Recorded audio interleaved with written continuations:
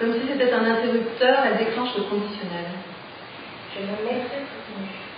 Je passerai les chaussures à l'envers. Je relèverai la capuche sur mon visage. Ensuite, comme si c'était un deuxième interrupteur encore plus puissant que le premier, elle passe à la troisième personne. Elle se mettrait toute nue. Elle passerait le sweatshirt à l'envers. Elle relèverait la capuche sur son visage, ce qui lui donnerait l'apparence d'un fantôme ou d'une catcheuse, avec ses fentes pour les yeux, pour la bouche et pour les seins. Et puis elle passerait le pantalon, l'ajustant avec un lacet en guise de ceinture, et alors, selon la perspective, selon qu'elle serait pile ou face, elle offrirait au regard tour à tour ses seins et son pubis, ou l'intégralité serait de ses. Puis elle sortirait dans la cour. Elle ferait l'habituel geste de salutation en passant devant la loge de la gardienne avant de pousser la porte au couchage. Elle aurait le choix d'aller soit vers le public, soit de longer le canal. Elle longerait le canal. Il ferait à peine jour, ce serait le lever du soleil. Il y aurait des joggeurs et des chiens préoccupés par leurs propres affaires d'hygiène et de santé. Elle marcherait du côté de la rue et des voitures, très tranquillement, comme s'il n'y avait aucun but à sa balade à part la seule déambulation. Elle se sentirait bien, elle n'aurait ni trop chaud ni trop froid. Elle découvrirait le plaisir très particulier d'être couverte de la tête aux pieds, tout en sentant l'air toucher délicatement ses seins, son sexe et ses fesses, les caressant aussi délicatement qu'une plume fraîche. Bientôt, une voiture élégante ralentirait à son approche et s'arrêterait. La vitre se baisserait avec son petit bruit automatique. Elle se pencherait pour regarder à l'intérieur et voir ce qu'on lui voudrait. Un homme au sourire engageant lui demanderait poliment combien.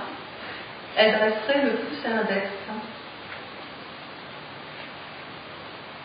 Il lui ouvrirait la portière et tandis qu'elle s'installerait, il lui dirait « N'oubliez pas de mettre votre ceinture ». Il l'emmènerait dans un hôtel chic mais très discret, la rive droite, et tandis qu'il serait dans l'ascenseur, il lui demanderait « Vous enlèverez votre capuche ?» Elle ferait signe que non. Il répondrait « Très bien ».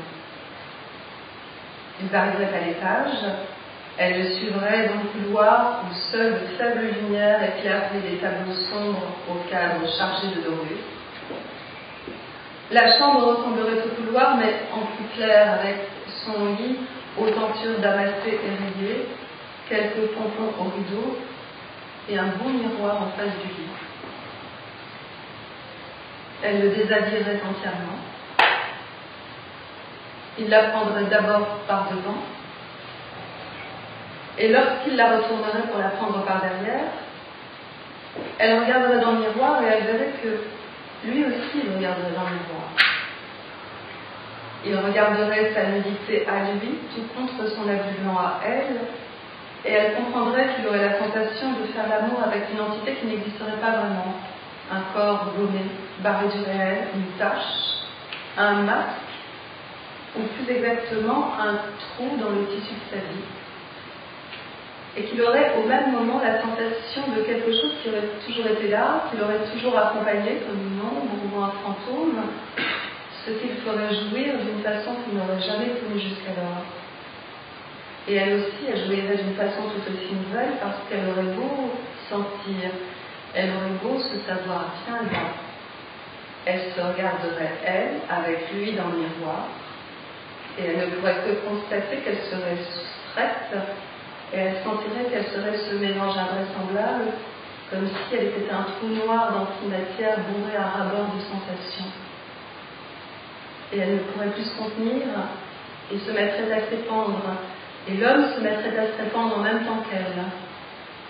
Et il se regarderait couler par chacune de ses fentes à elle, débordant de ses yeux, de sa bouche, de son sexe, de ses fesses, leur mousse mélangée traçant mille chemins accidentés sur le tissu blanc, comme un estuaire sans fin.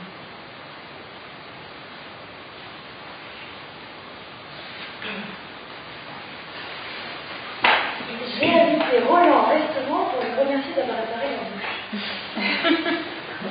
On est allé manger une grande fautaille à Belleville et à la fin on a souri en constatant qu'on avait la fautaille complémentaire. On s'est échangé nos bols parce que dans les miens il ne restait plus que nous, tandis que dans le sien il n'y avait plus que le bouillon et c'était justement ce que l'autre préférait.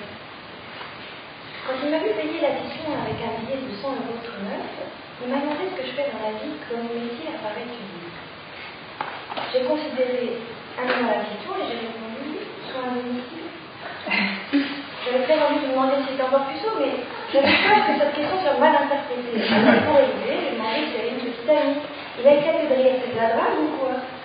Sur le moment, ça m'a un peu contrariée. C'est vrai, si on ne peut même plus parler des vraies choses sans être accusé de mauvaises intentions, de quoi on en parle? Il y a deux choses à faire dans la vie que de parler, il me répond à M. Roland qui ne fait jamais de choses.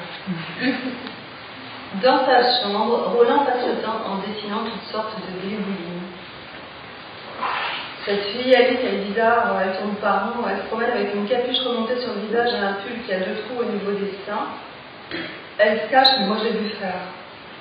J'ai vu partir dans une voiture avec chauffeur et dire qu'elle n'est même pas distinguée, ni rien, même pas jolie, qu'elle se douche dans son idée de cuisine, il y a ses limousines qui l'attendent. C'est pas normal. Dès qu'elle m'aperçoit, elle sourit immense. Un sourire comme personne ne me sourit jamais, comme si j'étais très drôle. Je me demande toujours si elle se moque ou si c'est du sérieux, sa joie. Après, moi j'y pense et ça m'empêche de dormir. Je me regarde dans la glace, j'essaie de me rappeler comment moi je souris. Ma bouche fait toutes sortes de zigzags à cause de mon appareil dentaire, ça me donne envie de pleurer. Elle passe son temps à faire des câlins aux animaux. Elle parle au principalier comme si c'était un humain pareil. La dernière fois, quand j'ai réparé sa fille, elle a passé une demi-heure avec une pince à épiler à sauver la petite plante qui pousse dans le conduit de son évier. Je serais tentée de dire que c'est une vieille fille, sauf que je crois qu'en réalité c'est une pute. Ça fait un grand écart dans ma tête qui m'empêche de dormir, pire que ce sourire pour moi.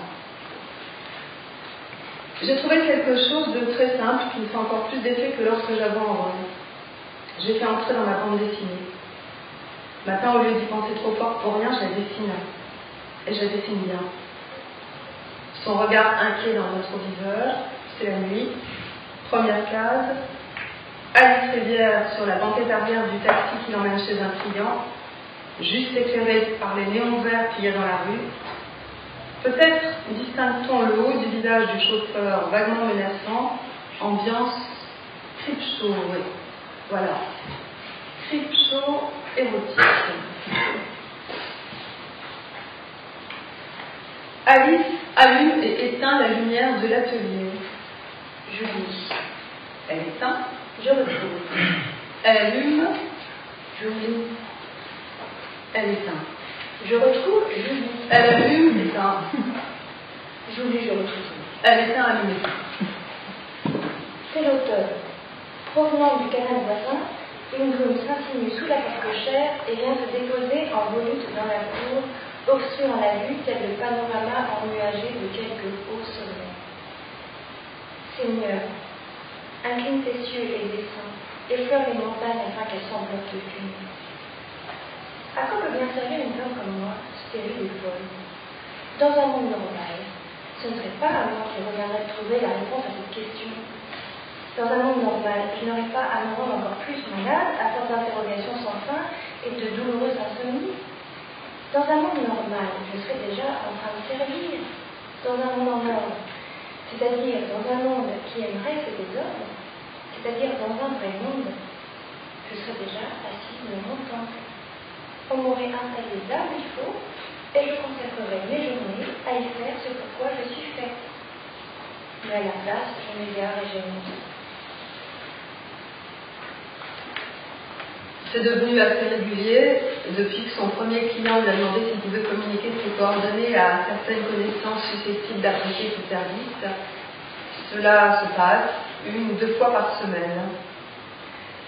Le système s'est rodé assez rapidement. Très tôt, à l'aube, elle reçoit un texto qui dit « Je suis là ».